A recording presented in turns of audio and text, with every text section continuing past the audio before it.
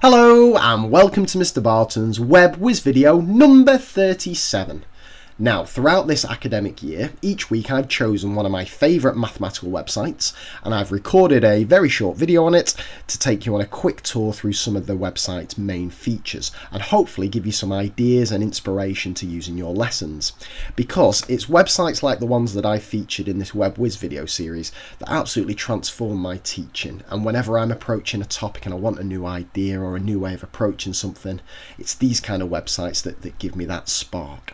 So what I've done is this week chosen 5 of my favourites from this year's series of Web Whizz videos, and I just thought we'd revisit them.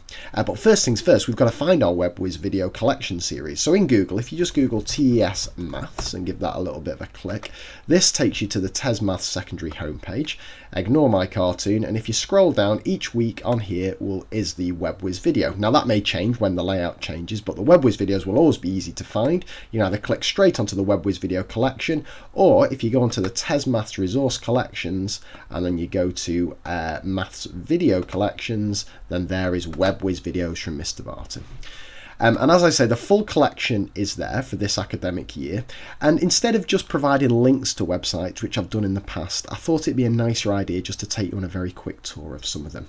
So let me pick out 5 of my favourites from this year, and it's like picking your favourite children. It's not been an easy job because I wouldn't have chosen the websites had I not absolutely adored each and every one of them, but here are 5 notable ones. So the first one is the Guardian data blog, and what I absolutely adore about this website is if a story is breaking in the news when I'm driving home, I know that by the time I get home I can hop on the Guardian data blog and there will be some statistical analysis and, better still, an entire data set available for that particular event, which means the very next morning I can bring it and use it into my classroom. So this website's changing all the time, but if I just scroll down, one which caught my eye over the last couple of weeks, I'm recording this when Wimbledon's just finished, and this is absolutely fantastic article here. What they've done is they've analysed all the tweets being sent throughout Wimbledon and categorised them into positive and negative, and just analysed it to see which players were being talked about. And what I love is every single article has graphics like this, and what I do in my lessons is I pop that on the board at the start and say to the students, okay, write me 3 things that shows you. And it's just interesting stats in a real life context presented in a really engaging way. And better still, and this is true of every Guardian data blog article, if you scroll to the bottom and click data, you can download all the data that's been used to create that, to build up your own Excel files or whatever you want. So there's Guardian data blog, and that's just one of them. So next one is this year saw the birth of the number-loving maths resource website. So if I just Google number-loving maths, the blog's been up and running for a bit, but this year the 2 girls, Laura and Sharon, have released the number-loving resources, and those of you who've seen this will know it's absolutely phenomenal. It's so beautifully laid out, but the key thing is it's the quality and the range of the resources and picks. So they've got a bit of Kagan stuff going on there, there's bingo going on, there's treasure hunts, there's top trumps. Every resource is world class on that website. I cannot recommend it highly enough, so please give that a check. Now next up, I know I've said you shouldn't have favourites, but I think if I was to award my favourite website of the year, it would have to go to this one, Median by Don Stewart. There it is. If you, I think I spelt that wrong then, but if you give this a click, it's absolutely phenomenal website. Well, probably twice a week there's another activity appears, and they're just rich, interesting, exciting ways of looking at topics. And as well, you kind of get practice worksheets like that. So it's catering for every need, but there's some really fantastic stuff on here, and if you haven't checked it out, I cannot recommend it highly enough. Median by Don Stewart, just for rich, exciting resources, all nicely tagged down the side there.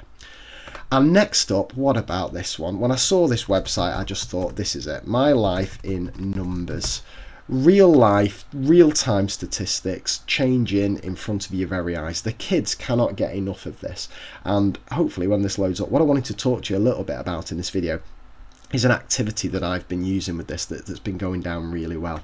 If you click on live events, you'll see all the numbers ticking around nicely there since the start of 2012.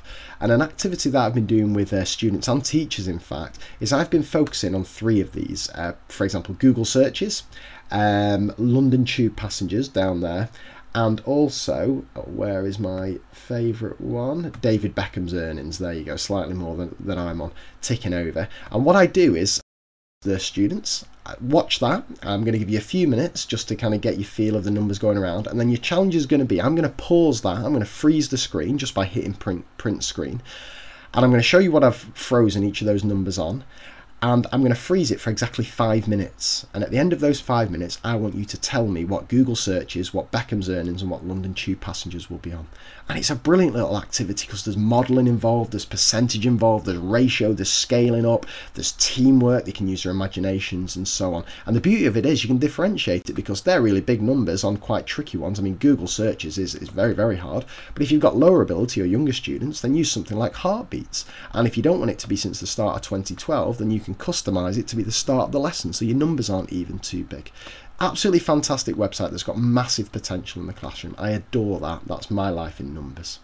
And the last one I wanted to show you is something on TAZ Maths itself, because I'm so proud of this. If you click on TAZ Maths and you go to the home page and you go to the TAZ Maths resource collection page, then it's these at the top. It's the topic specials. I asked my delightful panel if they could pick 10 of their favourite resources for a variety of mathematical topics, and they've produced the goods. So if you know you're teaching construction and loci, for example, and you don't want to sift through the many thousands of resources on TAZ, then Sharon Derbyshire, Maths Secondary panel member, has chosen her 10 favourite, give you a little bit of a rundown on each one. There's kind of 10 resources to get you going. So that is the best of the Web Whizz video collection for this academic year.